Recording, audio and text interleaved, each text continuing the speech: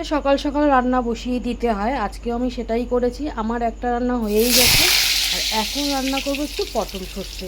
আগে একটা রান্না হয়েই গেছে, পটল সর্ষে। এদিকে পটল সর্ষে পটলটা ভাজতে বসিয়ে দিলাম, আর এইদিকে বসিয়ে দিয়েছি চা।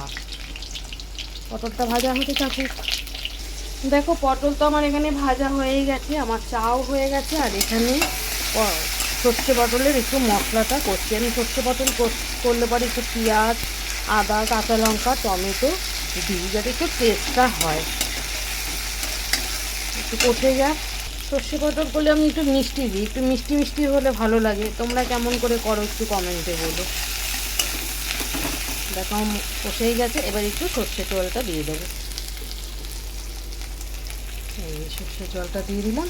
আমার সর্ষের গুঁড়োটা কেনা ছিল, আমি পেস্ট করিনি।